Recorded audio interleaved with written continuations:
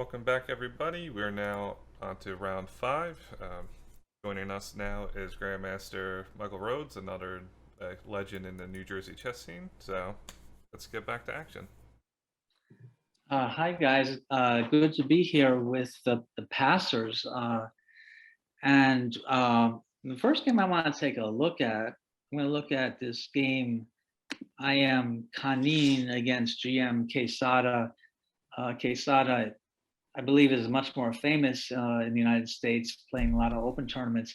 But this opening, Taimanov Sicilian, same opening in a famous game.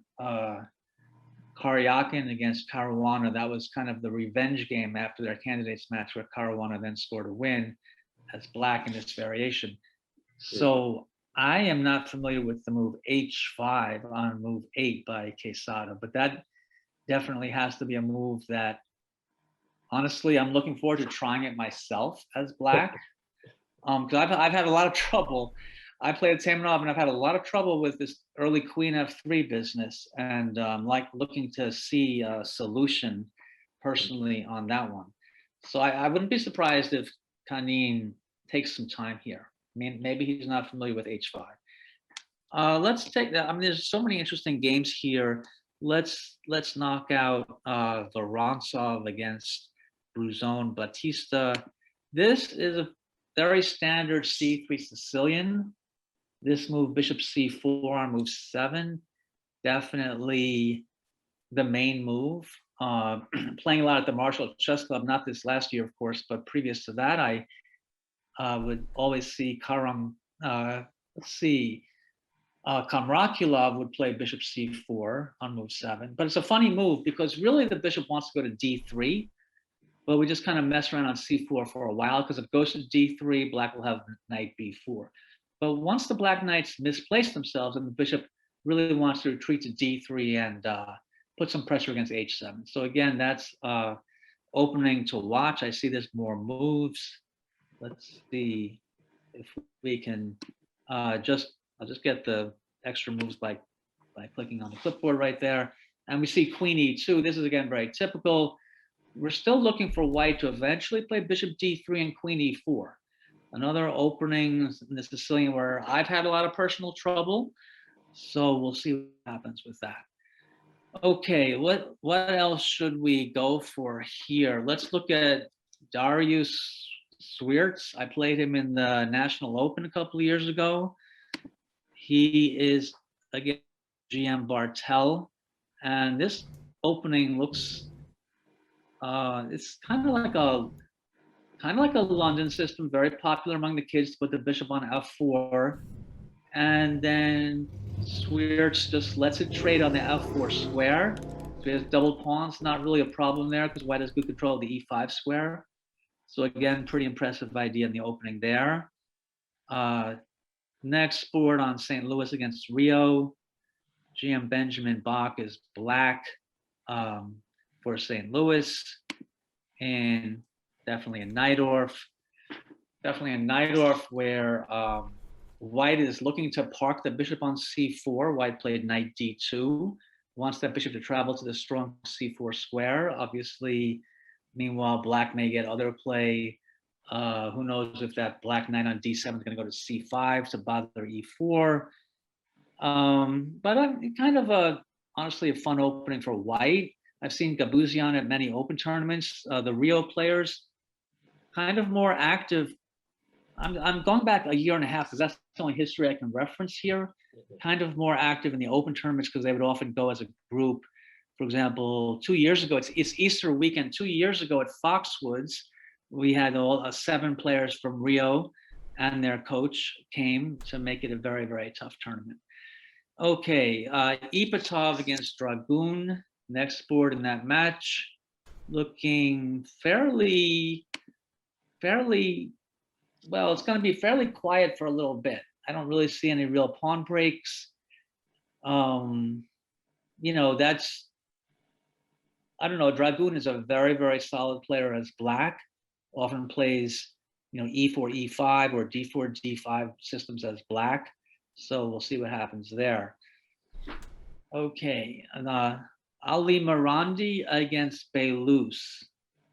Well, I should say the white player first. Beilus is white for Rio against Ali Marandi, and um, I don't know. I mean, I think I have a strong inkling that white's about to play e6. Well, white could also play bishop f4 there. White definitely wants to do something about that e pawn. So I don't know, bishop f4, black probably plays knight c5, gets the knight into the d3 square. If I'm white, I'm seriously tempted to play e6 and try to build play against black's broken pawns there. Let's again go through some more openings, just cover everything. Let's see what's going on in, this is Texas Tech against Webster. And let's look at the game. Ledura against Sorokin, a kind of a flank opening. Well, let's see if I just go back on the moves here just to see that opening. Well, I always interesting positions when the move b4 happens. I guess it actually took 2 moves for the pawn to get to b4. So let's put it back up there. Black can usually ignore that and actually wait for that b pawn to take on c5 and then play knight c6. The knight will be secure on c6. So of course that's exactly what he did. He's still waiting. He's still waiting for something to happen with that b pawn. Doesn't want to play knight c6 because then white will play b5 and then probably e3. So it's kind of a little bit of a waiting game. And this next move, we'll see. Well, he's got something constructive to do there. And finally, white says enough is enough of that. And let's get rid of that. So the position crystallizes into most likely clearly headed to just Benoni formation. Going to be interesting no matter what. So now he has definitions enough so he knows what to do with his knight. And that's where we stand there. Okay, and let's check Hakobian against Matvishen. Let's see what this is all about here. So it's a Slav where black has pushed the b pawn all the way up to b4. Let's again go back on it a little bit, see how it happened. Okay, kind of a semi-Slav, and white plays queen d3. The white has so many moves in that position. Everyone's always trying to find something new there. You know, semi-Slav is a very respectable opening. So draws the queen out and then kicks the queen back. And white gets to play e4, but black is going to gain some space on the queen side. And immediately chooses to play b4. I think the reason for that is that if he doesn't do that and white plays e5, then on knight d5, white might just trade on d5 and black cannot take back with the c pawn because b5 would hang. So I think that may be one of the factors there, and just, you know, playing this move b4, which is always acceptable, kind of drives the white knight out of the center. And then, well, I mean, neither side is rushing to develop the king side here, but we can see that the white knight is going to circle around to c4. That's obviously going to be a pleasant tempo to capture there. Expecting to see both sides castle kingside the next 3 moves or so. Okay, so white did play in Beilus against Ali Marandi. Let's check that. He played bishop f4. I was thinking that black would just go straight for knight c5, but instead black played a move that again attacks the e5 pawn. I mean, to me, he is practically begging for white to play e6. We're back to this thing where if I'm white, I want to play e6. I can maybe throw bishop h3 in afterwards sometimes.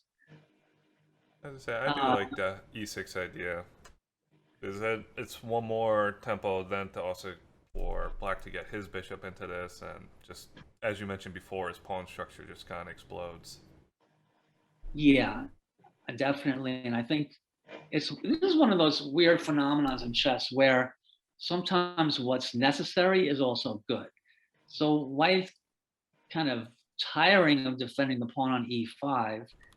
So it's kind of necessary to play e6, but then it's also kind of good.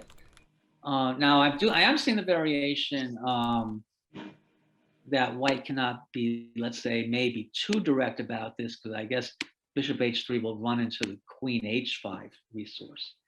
I mean, even that, honestly, maybe white has knight h4 there. That gets to be a really weird position. Oh, I mean, yeah, knight h4 is a move.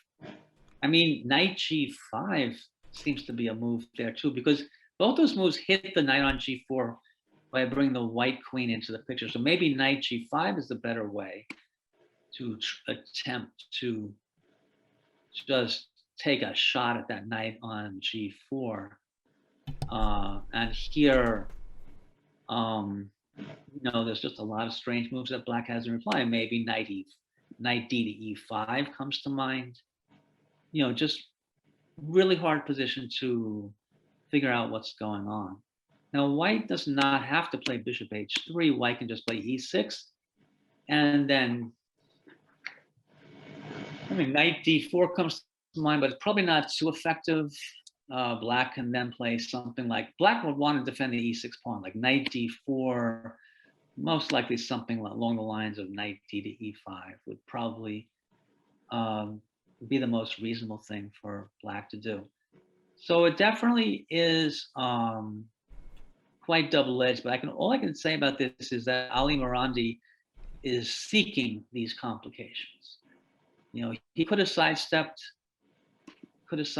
with, as I was saying before, knight c5 in that position. I thought was okay. Looking for obviously some nice future for that knight on c5. Maybe not such a nice future for the knight on g4. It might be headed back to h6, but still, this is. I would be expressing a preference for knight c5 if I was black, but maybe Ali Morandi knows something about this position. Knight got kicked back to h6. Would white be thinking about taking the knight or not really?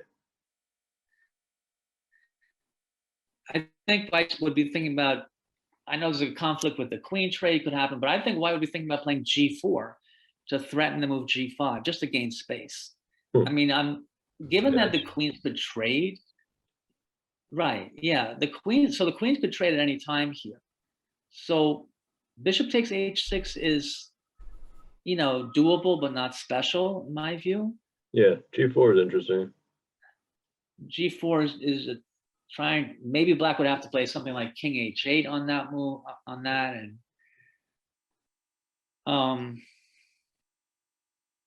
it's a tough position for both sides, but from black's point of view, I'd still be relatively happy because knight d3 is sitting there as a thing that, can just happen right now, and just be reasonable.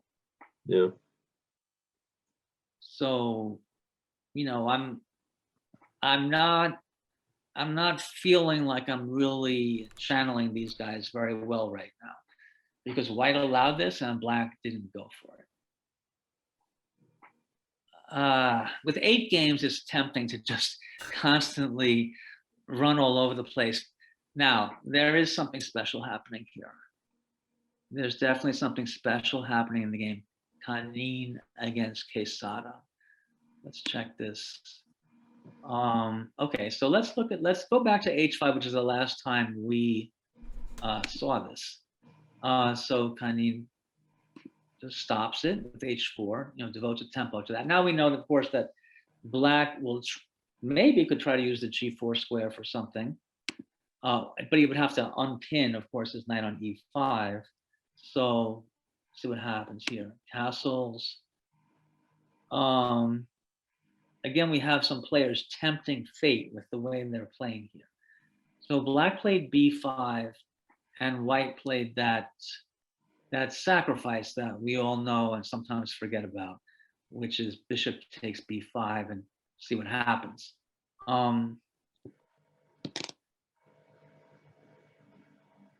Well, for playing b5, the sacrifice is certainly not clear at best. But if he's afraid of it, wouldn't have had to play b5. He could have played, he could have just played bishop. Well, he can't. Bishop e7 leaves a g pawn. Don't know if I could take it though. On the other hand, it leaves a g pawn in suspicious setting for later. So, well, don't, the move d6 is also reasonable here. We just say, okay, we're just going to play solid. White really is not going to have a easy time kicking that knight out of there, because g4 is a square that works perfectly for black to just get in white's way. So black had the move d6 as just sort of a stabilizer, because then black can play bishop d7 and then rook c8 and leave the bishop on f8. I mean, what's white going to do about it? I feel like this h5 idea, I'm actually looking forward, to over the board chess soon. I'm not going to promise to go to the Chicago Open, but Memorial Day is coming. It's on the horizon, less than 2 months away. And I feel like Memorial Day has always been like the beginning of the summer chess season. And maybe this year, especially so, Chicago Open should be live.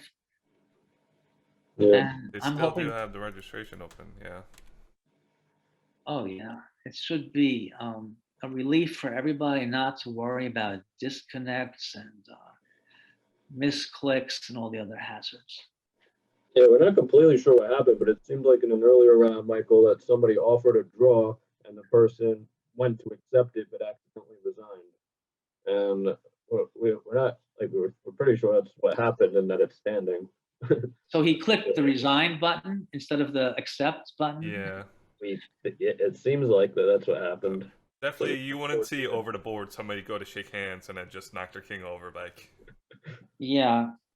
Yeah. Although, well, I'll tell you what, though, over the board, when someone extends their hand, I want to make sure what they're extending their hand for, Yeah. But anyway, that's usually a scholastic chess hazard, I suppose. Yeah, I've seen that in scholastic tournaments more than once. Yeah, one coach advises the kids to say, something like, "Why are you resigning?" or something like that. I don't know. But so anyway, I haven't played so many big tournaments lately, and these guys are really throwing the pieces around fearlessly. When I look at these games, and let's just say this, I'm still on the Kanin against Quesada game, because I didn't really show the actual thing that happened here. I guess it's easiest for me to just update the board and then almost backtrack from it. But he did play b5 in that position I was talking about, and white just, wait a minute, there's more complications after that. But white just said, okay, I'll sacrifice my bishop for 2 pawns. Nothing. There's no other attack that white can mount, so it's actually quite reasonable. So he goes for it, and then what? And then he has a direct follow-up. So maybe, actually this could all be forced. I mean, you have to see what's going on here. This could be a very definitively forced continuation that leads, it looks like it's leading to a rook sacrifice in total. So what happened? So d6 is looking forced here. Yeah, I don't think we need to analyze the alternatives there. I mean, knight f to g4, f3 is just not looking healthy for black. Yeah. So let's just go for it. So he sacks the exchange in order to get a piece. Let me just backtrack here. Now, what am I doing here? That's actually an exchange sacrifice for a pawn. That's what he's doing. So he sacked a piece for 2 pawns, followed by sacrificing an exchange for a pawn. The total, well, I mean, assuming that he plays, now he could play rook d1 maybe, but if he just plays knight d6, queen d6, bishop e5, white would be down a rook, but black's g pawn would be hanging afterwards. So and there's a bunch of pieces on that diagonal as well. So that looks, let's just say that looks viable. But also, what about the move rook d1 right now instead of doing that? Again, white, it would be, Oh, white is, Rook d1, could black play knight d3 followed by bishop takes f4? ouch. That would be game over. Uh, Thank you. Thank you for catching that one because that was yuck. But knight d6, queen d6, rook d1. That's what kids in my class do all the time. And I tell them, well, it's okay if I make blunders, in analysis, because I'm emceeing as well as thinking. That's taking some of the thinking neurons away. yeah, But of course. thank you though for that one, Sean. So that's that. So you guys see that rook d1 would be a fatal blunder that just gets blown away because then black doesn't lose any more material and is just be up a piece. Exactly. So white would have to take with the queen to get the queen out of danger. Then black could take the bishop with check and then get castled. And it's very important that it's checked there as well. But king b1 would be overly fancy and not productive because black could still play bishop f4. It's just hard to imagine. I mean, it's hard to imagine that white would play king b1, then bishop f4 play something insane like queen g7. But that's just way too far out there. So kind of looking at white just playing knight d6 and bishop e5. And the problem for black is the pawn on g7 is hanging. If white gets any more, this is the funny thing about being a rook down, is that when you're a rook down, it's really not that much down. Because if you just get a piece back, then you're really not down anything at all, hardly. We could say white's a rook down, but what if white wins the knight on f6 after queen g7? Yeah. Then white's only down the exchange, but white has 3 pawns that we weren't mentioning before, because we're not going to say rook for 3 pawns, but now there's only the exchange. We are going to start talking about those pawns. So it would be 3 passers, living up to our team name. Yeah, exactly. Yeah, perfect game to put on the billboards, on the New Jersey Turnpike, So did continue. Queen c5 was the next move, and it's white to move here. So the queen is tagging the bishop on e5. He didn't go to a square where white played queen g7 without interference. He's observing the bishop on e5 to hold white up. Now, of course, white has a lot of thematic type ideas here. I mean, bishop d6 comes to mind if white is able to follow that up with queen g7 in some way. Queen g7 itself comes to mind, but looks insufficient, to put it mildly, because then white loses the dark squared bishop. And then black will be a piece ahead, but with much better coordination for black. So I don't know if quiet moves are acceptable in this position. I mean, even the move, I don't like it, but I mean, f4 is a possible move. I don't like giving up the g4 square either, just not really doing anything. So, but maybe a quiet move that might be more sensible is just rook d1. It doesn't even really threaten anything, but it's just. It does have the benefit because black's not castling anytime soon. Yeah, black is not castling on either side. There's no way to really disturb white's pieces. So this is really a very interesting position, how he, prosecutes this attack. And also from the point of view of what the actual evaluation really is in that position. I mean, I have to call it unclear. I can't say that, black's up a rook and therefore, okay, good enough. I just can't draw that conclusion because white has a lot of coordination here. Okay, so let's see what else is going on. Obviously, there's a ton of stuff going on. Let's check in on board 1, St. Louis against Rio. Let's check in and see how Swiertz is doing. It's funny that Swiertz is he's very highly rated. He keeps a very high rating. I don't really know his activity level lately. Of course, we don't know anybody's because of conditions, but it's just notable that he has held his position as board one on the St. Louis team. So in that position, I mean, it's quite notable what Black has achieved in the center by knocking out White's central pawn, the D pawn, and then getting his knight to E4. On the other hand, so there's tactics we have to worry about here.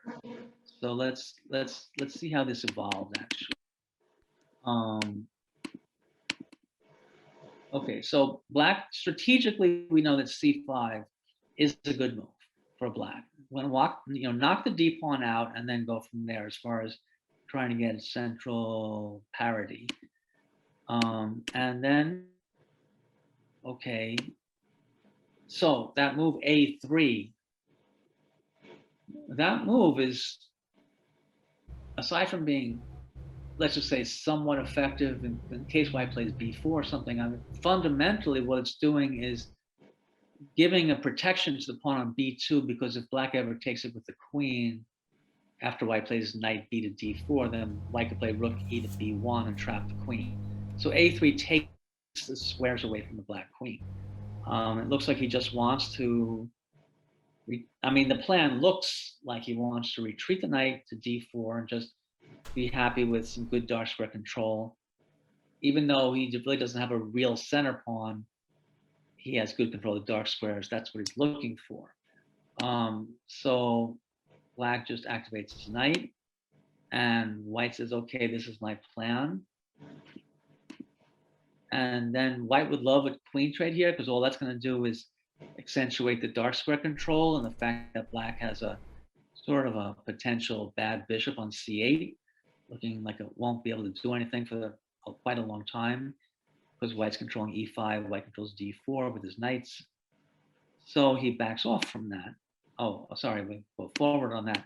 He backs off, and then, okay, protecting F4 and obviously putting the knight on a good spot. And now we have to wonder what's going on with the White queen. Where's the White queen headed? So that move, we need to notice something about this position. Both queens are hanging. That means what? That means it's potentially desperado time. We're going to start looking around for some bizarre tactics. And the first thing that comes to mind, although clearly does not work, but you got to be mindful of it. Desperado, the only desperado Black has with the queen is queen takes E5.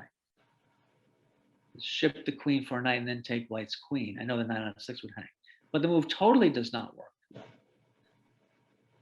And you guys all see that, right? Yeah. The old counter desperado. Yeah. White ships his queen for Black's rook and then takes Black's queen, and White just wins in that position if that happens. Okay, so we don't White have finally that. would have a center pawn.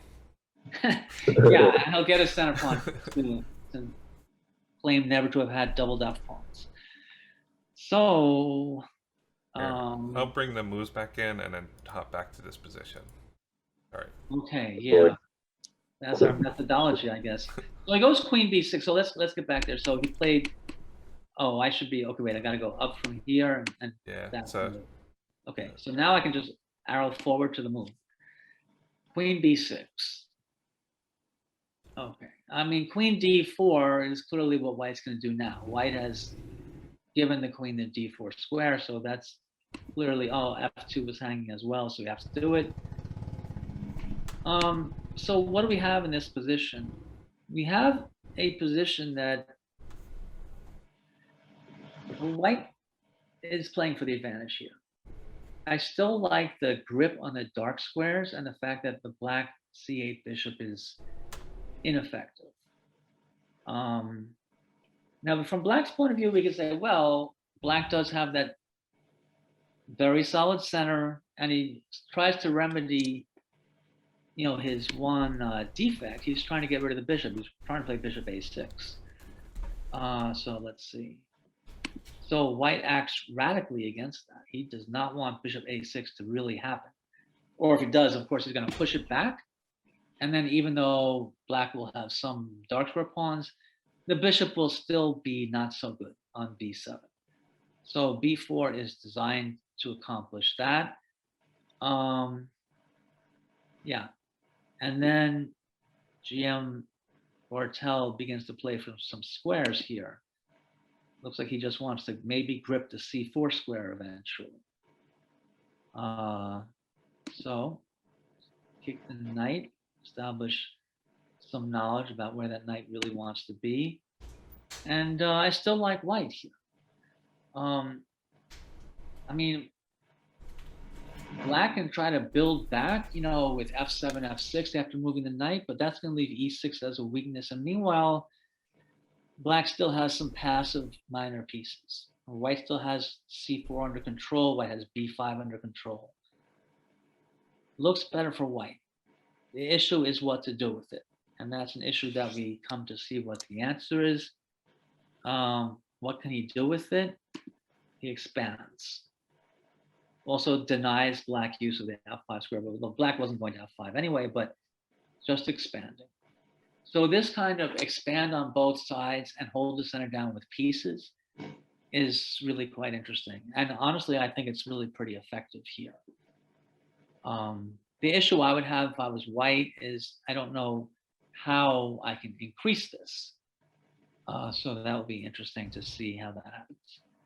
Okay, so we haven't paid much attention to this Najdorf and Najdorf between GM Bach and Gabuzian. Let's see what's going on. This issue of action on the queen side, first impression. Well, first impression, we have to notice that nobody is defending the pawn on e4.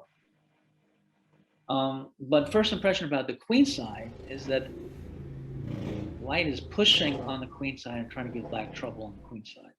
So I have to believe that white is not too concerned about black playing knight takes e4. We got bishop e3, which will really push black around and snag the b7 pawn. I don't think knight e4 is really playable. Second impression, this looks good for white. If black can't play knight takes e4 and he's experiencing very uncomfortable pressure on the queen side, then what exactly is he supposed to be doing? Now, of course, black can take on b5, and there's a good chance of him doing that. And assuming that white takes back with the bishop, same set of circumstances. Or maybe even bishop e3 could be a response to ax b5. Which, yep, you nailed it on the head. That's what happened. Oh, that's what happened. Yeah. Some of that type of stuff happened. Oh, then he took then he played, okay, because now knight b7, queen d7 is a waste for white. So now it just takes, and now same issue. The knight takes b7 is going to be quite annoying. Now, conceivably, this time, maybe black could play knight takes e4. It sure doesn't look like fun, but I mean, maybe it's playable. Knight takes e4, knight b7, and queen b8. It's a very scary position, but maybe he could do this. But the problem here, white still has a bunch of good moves. Bishop c6 looks not bad, but knight a5 to bring the knight to c6 looks like terrible danger for black. Black queen not being comfortable. Even the trade of the knight for the bishop on e7. This is one of those things that, what about that bishop on e7 and the knight? That bishop on e7 holds the d6 pawn. So sometimes we can have an active knight and play knight c6 and then just trade it for the bishop and just have two bishops. And the pawn on d6 is weaker. So white wouldn't be anxious to trade the knight just yet, but the possibility of doing that is really not bad either. And we got the a pawn can start traveling. Play knight c6 and just basically a5 as soon as it makes sense. So again, white definitely has the advantage here. Oh, I see that something different did happen here. Yep. Yeah. Okay, so what happened? I mean, he played queen b8 immediately, to defend the pawn on b7, and now white continues to just make threats, not worry about the pawn on e4. Black has to start thinking, is there any way that I can maybe sacrifice the exchange? Maybe I can, take on e4, knight b6 will happen. I don't want to trade my rook for the knight. I want to trade my rook for the bishop. So I'll just play rook a7. And looks like white could play knight d5 in a position like this. And then maybe black will play something like bishop g5, just to make a mess out of things. And now white can still grab the exchange. We see black's got a little activity here. He's got a pawn for the exchange that he's not getting run over on the queen side, and he's gotten rid of the dark squared bishop. And his queen can actually breathe a little bit on a7. Is this really okay for black? I don't know, but psychologically, black can breathe a little easier here. He knows he's down a little material, but he's got at least got some things to do with his pieces, and he's not getting constantly hassled anymore. So I'd like to see if this comes to fruition. As I say, similar idea, although it looks like black offered up a pawn in the position, and then white declined it. Yeah, let's see how that happened. Let's see how close I was, if at all. But I think you have the right idea. Like, if black doesn't do something drastic, I think white just squeezes this out. Yeah, so instead of playing knight e4, he played d5. Actually, a more principled move. A less greedy, but more principled move. A better move. Let's put it like that. So white does not want. If white took on d5, black would take with the knight. That covers the b6 square, and suddenly all the problems melt away into not being problems. So, I mean, I also just go back for a second to this position here. If was knight c4 white's best move, maybe. White could have played some other moves defending e4, but then black still plays d5. So it's funny, it may be the case that maybe black was never that bad off, not as bad off as I thought. That queen b8 held black's position together long enough to get d5 in. White has been so busy pushing black around the queen side that no one is really watching the d5 square anymore. Okay, so, and then he anchors his position by getting d4 in. Okay, now what to do about this? I think it's pretty clear that the bishop should move. If white plays knight takes a8, that's just too messy. Nobody's going to want to give black that kind of dark square activity. Pawn on b4 is hanging. Queen a7 is ready to happen. Knight takes e4 is ready to happen. There's too many dark square based casualties going on here. So that's just, once we take a serious look at it, we can't do it. So retreats. Okay, wait. So instead of that, he retreated the bishop. And black played rook a7. Just to go back to that position, we got this. There's no more fooling around with the pawn on e4, so he protected it and pushes everybody out. And bishop d7 to maybe sort of give his rook on a7 more viable alternatives. Black has basically survived. Yeah, this seems like a reasonable position. I could easily lose either side of this. Yeah, but the overall quite definite impression that both players have to be feeling is that black has survived and has at least a psychological initiative here. Now, it could be the case that white could reorganize the queen side. Maybe white can take on d7 and then play b5, you know, and maybe that hemming in of black's queenside pieces could still be a thing, you know, but it's not nearly as drastic as before. If that happens, by the way, then maybe black play b6. Let's say that happens. Say white plays b5 and just tries to like just continue advancing. Then maybe black says, I'll play b6 and I'll put my knight on c5 soon enough. You know, maybe white could play a5 instead of b5. And that could be interesting because then here black might play b5 and just say, I want to push this guy away and just be satisfied with that. That's certainly doable. So that's the definite, well, some stuff happened. So we're gonna get off this soon, but let's see how this happened. Oh, he didn't take, but black did take. White is looking just for squares. These double B pawns control a bunch of squares, kind of creating this atmosphere there.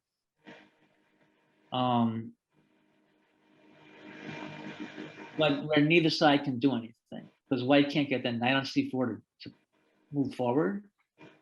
But white is also not giving black the c5 square. And looks like white wants to just double on the c file. Of course, that's obvious from rook c2. But with the hope that somehow there's maneuvers there to increase the pressure. But the knight on c4 can only go backwards. So also queen e8 is always the move in these types of positions. Maybe the queen can get to the very good b5 square at some point. Maybe black, if it's black's move right now, no, it's not. But in the near future, black might play queen e8 and try to trade his b pawn for the white pawn on b5, just to get the queen to that sort of blockading but active b5 square. So again, black looks okay there.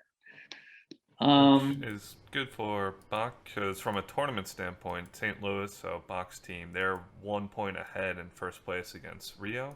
So draws are definitely helpful for them this round.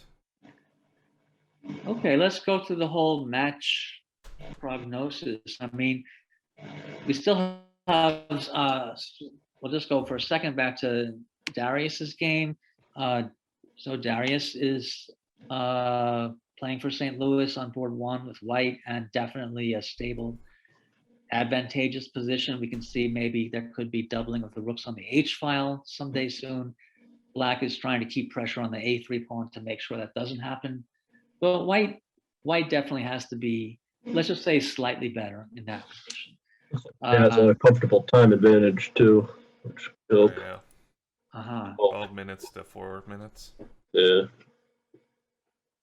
I see. Okay. 12 minutes to 4 minutes. Actually, that I have to fix that. In our view, that's swapped. White has 4 minutes. Oh, that changes. Oh, okay. Here, let me put a note to fix that for next stream. Huh. Yeah, I don't know. I wonder why that happened. It happened another round too, where one of the clocks got swapped. Yeah. So looking again at the tournament standings and this match, Bach looks okay. There could be a rook trade on the c file. There could be a double rook trade on the c file. None of that seems to be bad for black. But Bach is playing on increment right now. He's down to 5 seconds. Well, that's trouble. And Gabuzian did find a way to at least establish an outpost on c6. Yeah, just bring that one up to date. If black plays queen b7, then the white queen can go to a light square and reinforce the c6 square. So actually, something happened in the last few moves that is very unpleasant for black there. But and not to have much time is very, very annoying in a position like this. Yeah. We know that white has taken over a little bit. And yeah. Okay, let's go to board 3 that we haven't paid much attention to, really, because I don't understand a lot about double rook endgames. I'd say So, this game actually did end in a draw.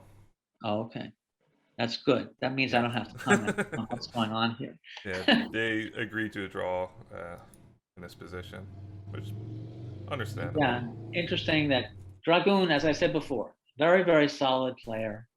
Very, very hard to make an impression on him.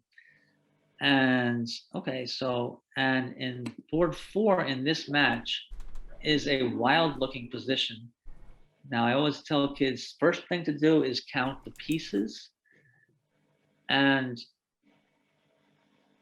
that count leads to a bizarre, I don't know, 2 pawns for a minor piece here. Bishop a5 does not look like a thing because white has rook takes b7 check. But black does have a bishop for 2 pawns. It looks like at some point, this was a game we were looking at earlier, knight probably did go back to h6, and the bishop took it. Oh yeah, definitely. Let's just go back to our point of last visitation here. Wow. Oh, that's what happened.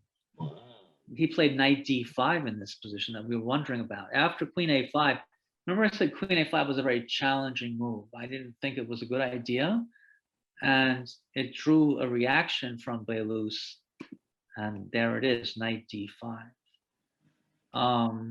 Turning the center into a pawn storm, but it cost him a piece to do it. So we missed all that. Definitely fireworks. Yeah. Now black's pieces do look stable, though. That's the issue here. And look, when you sacrifice a piece for 2 pawns, you want to be able to chase the opponent all over the place. Black's pieces are not greatly placed, but they're stably placed. There's a square on e6 for a couple different minor pieces. So we have to wonder about how good it is. And it looks like this is interesting, but not like really advantageous for white. I could say like that. Okay, there's formally getting the second pawn for the piece and threatening b4. Knight b3 mainly is played to not let b4 happen, so the black queen can rest. So again, black is just looking for outposts for his material, and white's looking obviously to assemble kingside attack. And there's the f pawn move. When the f pawn moves, it's always a critical thing. Is it making a weakness, or is it gaining needed space for him to defend himself? Okay, and there's the other f pawn move. So there's the double step to f5. Always we wonder in those situations, like if he had played f5 in the first place, is that going to draw white into playing en passant? But when you play f6, of course, we know these guys are way past this kind of thing. But when you play f6, white's, of course I know I can take it. I don't really have to, like maybe whatever. And then soon enough, pawn goes to f5 and the opportunity to open that up is gone. Not criticizing anybody's moves, but just interesting when that kind of thing happens. Yeah, so queen e1 and... I'll refresh it. So after... okay. We had a decent amount of moves come in. A lot of... Okay. Let me see where I was. Queen e1 was like 4 moves ago. I'll just click through the moves.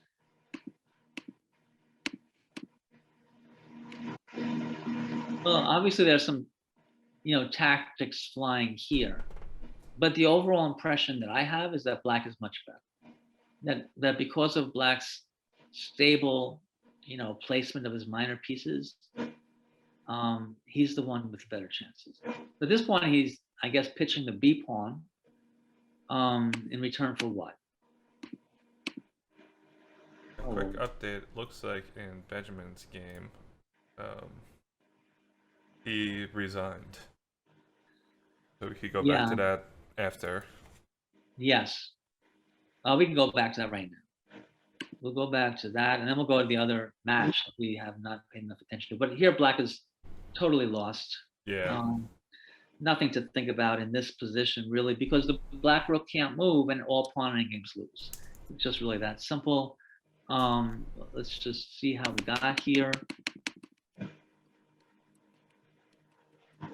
Yeah, I mean, once white established that solidification of the c6 outpost, it was very unpleasant and no time. So I'm not expecting to really see a lot of illuminating stuff here. It's just too hard to hold this position together. Maybe he blundered the e-pawn, or maybe, maybe he had no good way. Maybe he could have played rook e8 instead of blundering it, but there was just a super amount of pressure there. I think So the that's timing it. trouble helped white in this position a lot. Yes, this position is too annoying to really feel like one can play it well in time pressure. I mean, there is a discovered check to be played here, which did happen. Takes discovered check, but I guess nothing came of it. I mean, there is the move queen d4. Oh no, queen f7 is hanging. That's the problem. Ooh, yeah. So he has to stop for that, and then white wipes out the threat. Then it's just too demoralizing. He played queen d4 here. He could have played rook takes c6, but rook takes d6 is funny and just gets wiped out. How? White's going to trade. Yeah, I mean, this is one of those Coming back. deals. Yeah. 795. And the knight lands on a nice square c6. From there, it can jump to d4 and bother the b pawn. So that's not even close. Okay, what is going on in Texas Tech versus Webster? All the games are still going. Although on board 4, Victor is down to 7 seconds. Yeah. 5, 4, 3. And that's a tough position, a rook versus 2 minors. Yeah, it looks like he's lost. The king is weak. It's Herm's been having a very strong tournament. Yes. So let's see how this happened. Let's pick a random spot in the opening. We didn't really see a lot of this game. We did see the knight coming around to the c4 square, but he played very patiently. Now, when I see kids do this, f3, rook c1, but still, what about the king? Is he going to ever play bishop e2 and get castled? I mean, I don't know, but that's what I would start getting nervous about. Okay, obviously knight c4 is always going to be a good move. Yeah, that kind of move would make me nervous. White has just played 5 moves without paying attention to getting castled. Now, I may still have a good position, but it's just nerve-wracking. Oh, and he's going to just play d5 and just have the better position here, right? Now white just stands better, protected past pawn. Did he need to do that? Wouldn't it be better to take on d4 and start using the d file for something rather? I mean, I know there's going to be complications here because white's got a rook on the c file, but I mean, we got to play something like this and then play knight c5 or something or other like that. Something along the lines of like this. There's these counterpins. Now the white knight on c4 might move to pin the knight on c5, but white bishop is still pinned on d4. So I don't know, but I know that I do not like this move e5 at all. Because once black plays e5, yeah, I guess I lost the thread of this, but once e5 happens, and which game was this? This is I'll re-grab and put us back in that position. Oh, okay. Right, thanks. Yeah, so once black plays e5, it's just not, we just see that white just has the positionally better game. And now white can obviously play bishop e2 and get castled, whenever he wants. So black could only have played e5 because he thought he was worse anyway. But I just don't like that. I don't like that decision. And although he sacks a piece, I was not expecting that. That's why he played e5, because he wanted to. I wasn't expecting that either. I mean, first of all, white didn't have to play knight b2. Oh, wait, hold on a second. Well, I mean, white could have played, literally could have played bishop e2 here and said, if you want to double my a pawns, be my guest. I don't really care about that too much. I know that's extreme, but I mean, when black played e5, he just couldn't be sure that white's going to retreat here. All right, so he sacks the piece. And does he get anything? He's got to keep playing in that style, of course. Of course, there comes the castling. And I guess this is how we got the exchange back. But it's not a fun position. Even though white's pieces are temporarily misplaced. I mean, maybe there's a way. Maybe there's a way to get quick activity here somehow. Of course, bishop f6 was natural. He's got to get, that quick activity, or the minor pieces are going to begin to start kind of swarming a little bit. Yeah, now it's, and looks like white's starting to get its pieces back into this. Yeah, tactic against f6. So that's how he's arranging that. F6 will fall if black takes twice. So that's how that got messed up. All right. And that transposed, as we can see now, into a completely lost rook endgame. So yeah, this is looking good for Webster. Webster did win on board 3. Oh yeah. But Quesada won because Cannon resigned.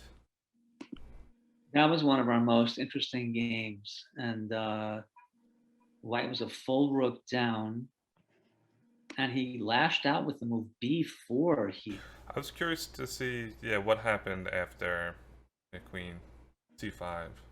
They hit a b4. Okay.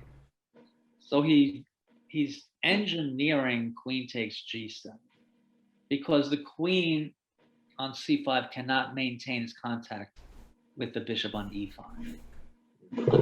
On the other hand, of course, he's giving up quite a lot to get that done.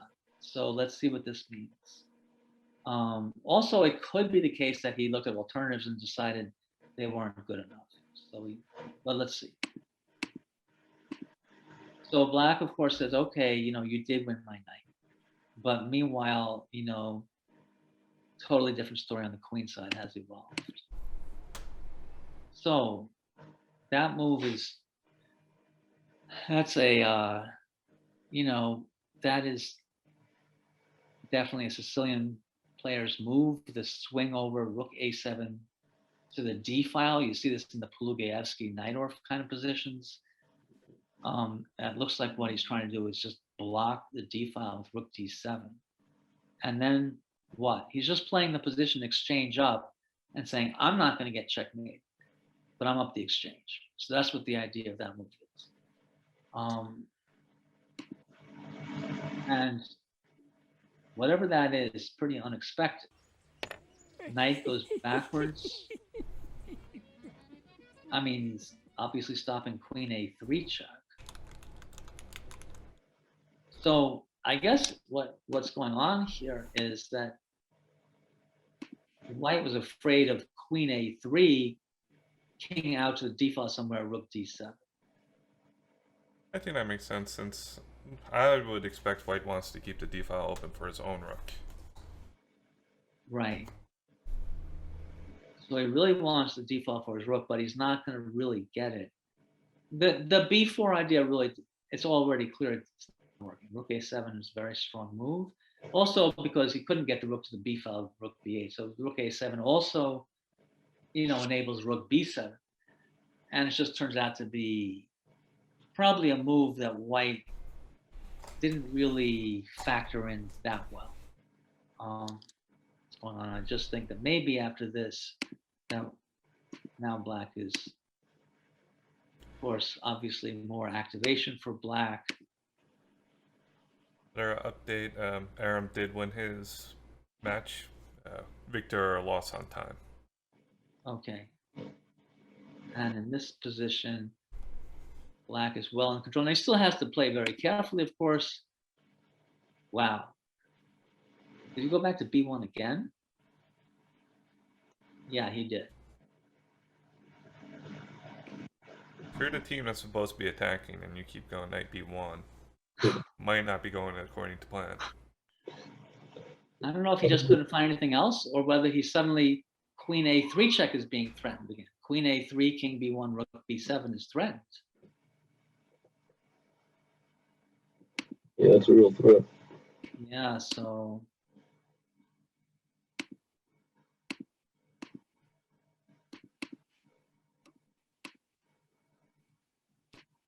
threatening mate, knight e4 does not stop mate from happening. Oh, it's a nice finish by black there. Yes. Like the last 5 or so moves definitely looked like black had a stronger plan. White kind of just lost whatever he was going for. Yeah, so remaining games, we have not looked at Sweerts against Bartel in a while. Just looking at the screen, it looks like Sweerts is making progress. So this is the last game that's playing for Rio versus St. Louis. Bach resigned. Bellos was actually checkmated, and what looks like that was probably pretty interesting. Yeah, that. Curious to see what happened there. That was an interesting game. Oh yeah. We gotta, and there's some crazy stuff going on right now in Vorontsov against Bruzon Batista, and Bruzon Batista just converted into a totally win. Ooh. Let's see what that is first, I guess. Yeah. So just to backtrack as to what this game is all about. Oh, the C3 Sicilian. Okay, we did not see a lot of this game today. Conservative development by black here. White is thinking, when is he going to get that bishop back to d3 where it wants to be? And that's happened a few moves later, d5. Well, so what can we say about this? Now, white has achieved what he apparently wants. You know, the center distraction's over with, and the bishop is parked on d3. That should be somewhat promising, let's say, for white. And then he breaks with f6. So this is kind of like definitely, you know, grandmaster play by black. It's an uncomfortable position. A lot of people would not do well in that position. f6 is not clearly that safe a move, and yet, okay, he just goes with it. And white begins to say, well, you know, where can I make progress? But d4 is full. He plays this move, the d4 square is just disintegrating. So, okay. Kind of, there were a lot of other moves in that position. I mean, e6 is hanging. Well, I mean, it can be taken. There's things happening on the h7 square, and he just chose to play bishop e3. So what does all that mean? I mean, if we had unlimited time, we'd certainly have to look at what knight takes e6 is all about here.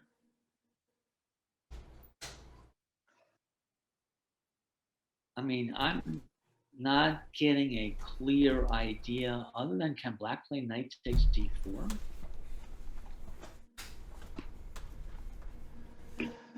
It looks like that's what this is all about.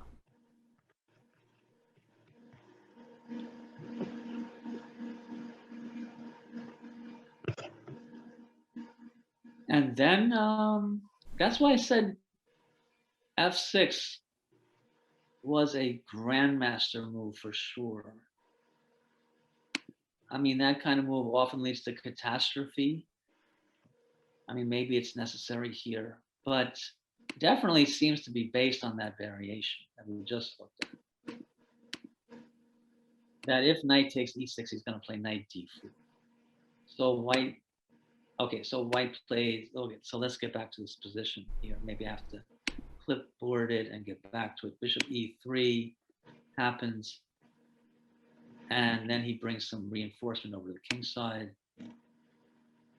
So it just sort of evolves. The crisis is over, but black emerges with an okay position.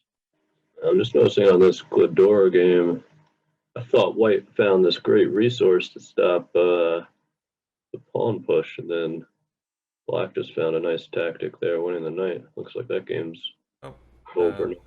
Fedora just resigned, just as you said that. Yeah. Yeah.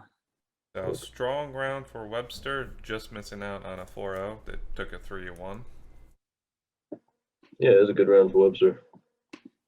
Yeah. So just going through a few more moves on this. Yeah. On this Vorontsov against Russo and Batista. Still pretty unclear because white snagged a pawn in the center, although black is obviously getting a lot more activity than before. That looks unclear to me. But let's go to the Sorokin against Glidora middle game, if we can here. Let's see what happened here.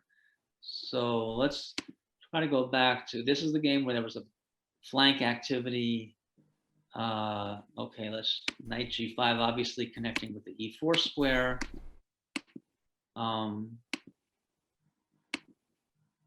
Okay, he doesn't want to lose the e2 pawn because d3 will fall. And so this looks like a major trade of minor pieces. Takes. He doesn't take a second time, but there still could be a lot of trades here.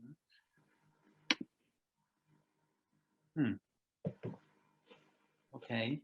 Obviously, now white can get the queen to h6, but I don't really know if that's a big deal. But I kind of prefer white at least a little bit here. The white bishop can get to d5. Let's see what he tries to make out of all of this.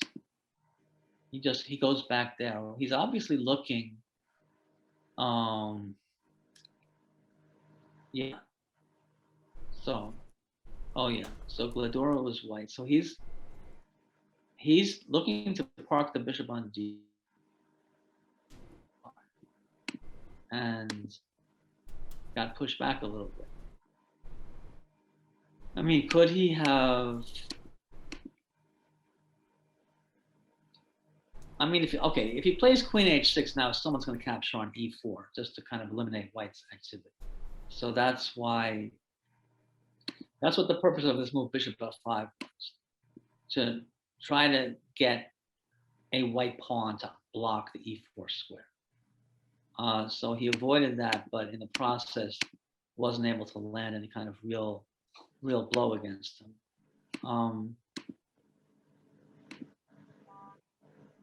All right. So now the bishop reestablishes the fiend shadow position, looking safer for black than it was before. A lot of maneuvering here. And now finally black says, okay, I think I'm okay now, so I can play f5. Now in these kinds of positions, black has to worry that he's queen a6 or something, and white will try to play rook b3, double rooks on the b file, moves of that nature.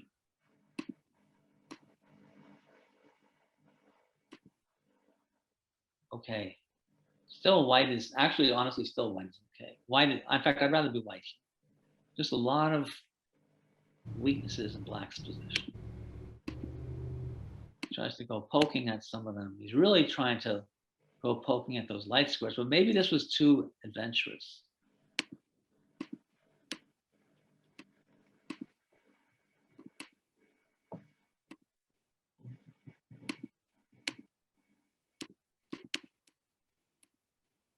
Okay, now he hits back finally. And what happens? What happens on knight takes e4?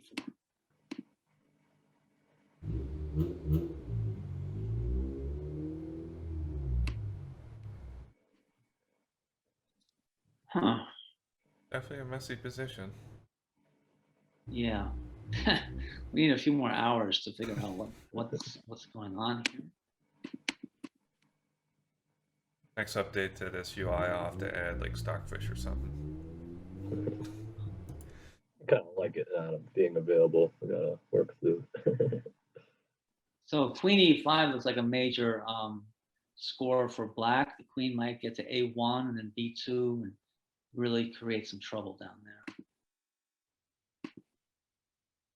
Okay, so now can white play queen a8 check? He just goes back.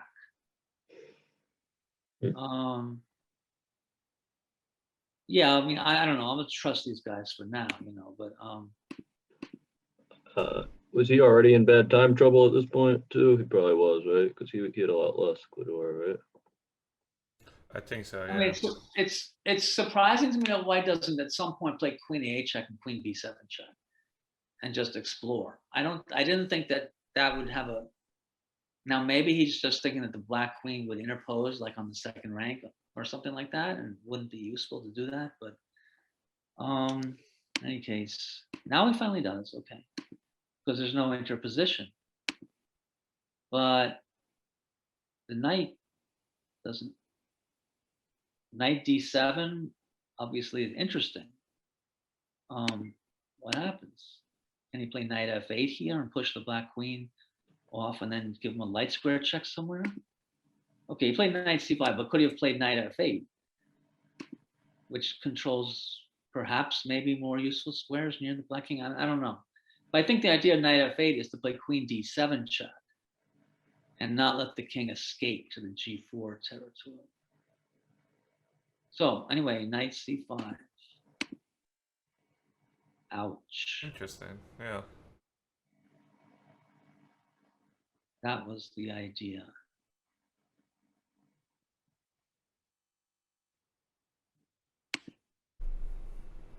Okay, black just wins, right? Because he's going to have bishop e3 check at the end of this thing. Yep. That's it. Nice little finish. I mean, technically one more move, but yeah. So is that it? Is that all the games? Looks like that's all the games. Yeah.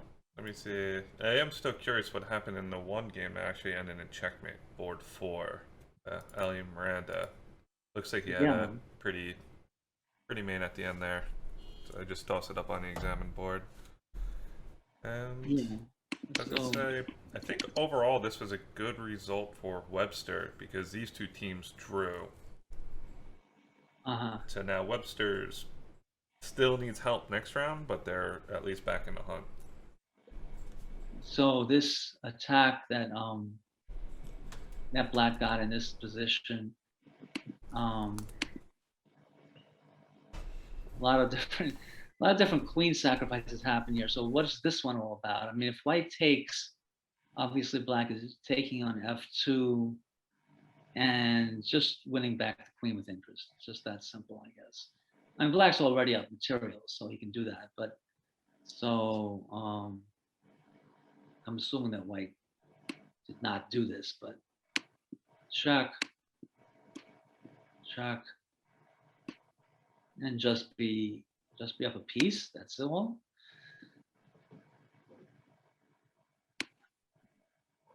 Just be up a piece. Now, is that actually enough in this position? Yeah, his pawns are kind of super loose, and white does still have those two nice center pawns. So, just to step back into this, let's get what really happened here. After, okay, when he played, let me just FX G3. Oh, this. Here, did that happen or no? So He played. he did do bishop takes. Oh, he played rook takes. He didn't take on f2 immediately. This is interesting. So he played bishop takes, and then he played rook c2. I like it. And With those two bishops and the two rooks. now, is there something involving the white queen game to e4, like rook h7 check? He played queen d1. Looks like he maybe got mated after queen d1. Could he have played rook h7?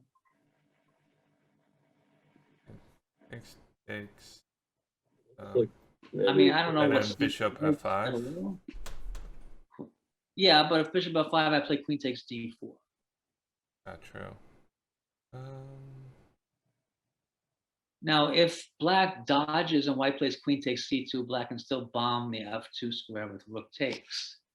And probably because a discovery is coming, but that is, if let's put the king on a random square, let's say, I don't know, h8, and then if this rook f2, white's problem is that queen d3 loses to rook d2 check. Queen e4 loses to rook f4. And he can't put the queen on the c4. Oh, he can put the queen on a4. Queen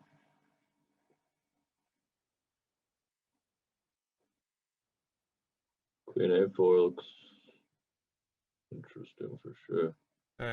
Queen a4. Rook f4, king g2, bishop d5 or something?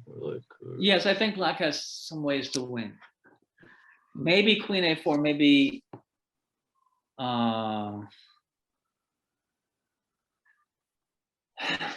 well, the king is going to try to get to that direction. The king is going to try to get to g3, right? Like check, king g2, bishop d5, king g3. That's true. So bishop d2, there's no bishop check. I guess maybe bishop e5 is another try there. Oh no, then you could just take at d7. As I say, yeah, white's also. Yeah, there's queen e8 check in that position as well. Yeah, true. I'm trying to see. I was trying to calculate if there's something keeping the rook on, like keeping the king on the back rank, rook on, and try to use the two bishops. But well, it's also possible. You got to go rook d2 check because you got to protect the bishop. Yeah. And then on king f1, there's going to be a tempo coming with king e1. Yeah. Now, I wasn't like this rook f4, king g2. I was starting to look at rook g4 check, but the point of that is unclear because white could play king f3 and then start trying to get some queen moves to happen. Yep. That is just totally freaky. The other thing, as I was playing rook takes h7 check, I was saying, well, what if black plays king g8? I'd say honestly, probably better try since I think it's black kind of needs to keep that rook on the board. Yeah, king g8 actually might. Because there's no rules that you have to take the piece. Yeah, this is. I don't know. I don't know where this is going. This is probably winning for black, but I mean, white could play queen e4 and like queen e4, bishop takes. If bishop takes f2, then king probably to h1.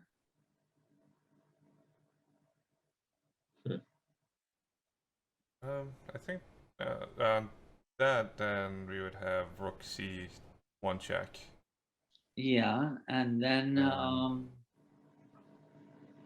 right, then let's say I don't know, king. King can just come up.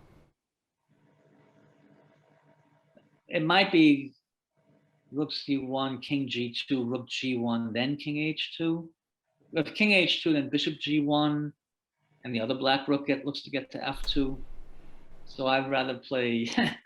This is just I don't know what to think about this position, but if that something like that happens, I might be tempted to play King G2. Now, of course, I mean Bishop D5 is a move, but doesn't really look that great. All right, so check if this happens. King here. Now white is not necessarily threatening anything. I mean, a move like Rook G4 could happen. Bishop F5 happen? No. Bishop F5 is definitely a thing as well.